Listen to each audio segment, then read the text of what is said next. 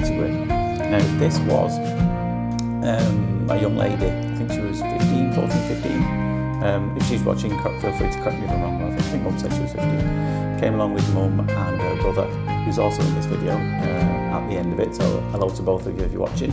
I know I might have found a couple of new subscribers. When they came in, they were fascinated with it all, seemed to really enjoy it. Now this thing, when I touched it, you can already see what I've done, can't you? I've gone in with the fine end tubes, it's quite a small ear this.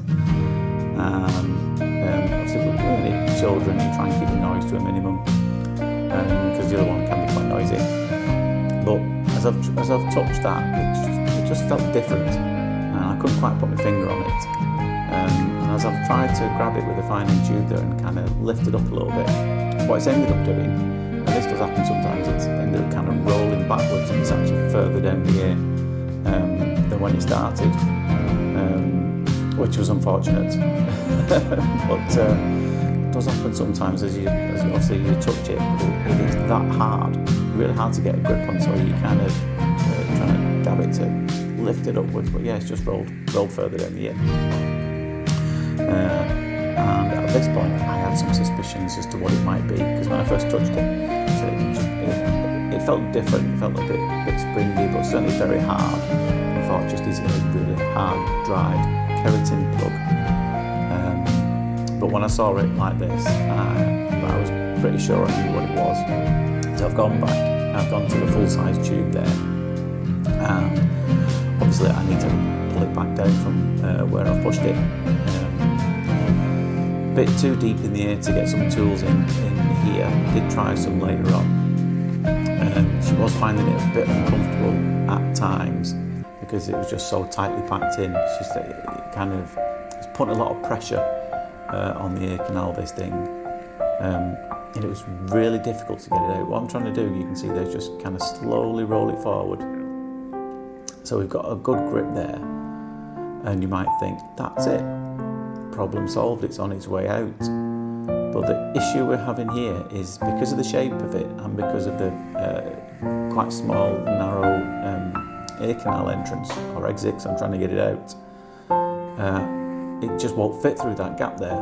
And again, like I said, I'm tempted to try a Rosen inserter or a hook, but because she was finding it quite uncomfortable, the last thing I wanted to do was risk any trauma, so I didn't want to go around the side of it and catch the inside of her ear canal and make it uncomfortable for her. So I've tried with a forceps here, and it's only so wide that you can get these things open, and it's just about wide enough, but what's tending to happen is it's breaking apart, this thing.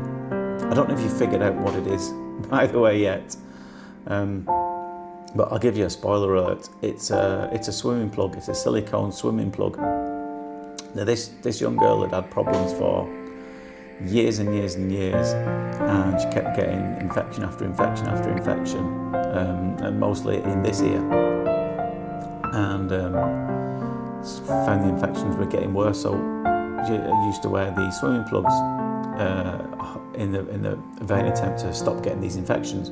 But because it's broke off and it's still in there, it's that actually that's causing the infection, because the water's getting trapped in there behind it, and obviously you've got a foreign body in your ear, so it's not supposed to be there. So yeah, it was causing infections, but it was so difficult to get out, and because of the shape. And like I said, you've already seen me try and have a go with the forceps. She couldn't get a grip of it. It's just really hard, and I'm going to risk any tool, I think, is going to risk pushing it down even further again, because obviously that's already happened once, don't want that to happen again. So we're just going to have to persevere with the full-size suction tube, which is what I'm doing here. Giving it a good shake, and I think what I'm trying to do here, you'll have to listen to the audio on this, it's very funny. I'm trying to get underneath it. So I'm giving it a good shake side to side there. What I'm hoping to do is kind of do a little somersault with it, give it a little flip. So I'm thinking that might do the trick. So I'm trying to grab it from the bottom, pull it up, and you'll see it kind of spin round. And so it now turns into a shape that can be pulled out. There you go, so, but just have a listen here. I'm going to be quiet for a few minutes, for a few seconds, sorry, and have a listen. I mean, first of all, what Mum says, and then what I say.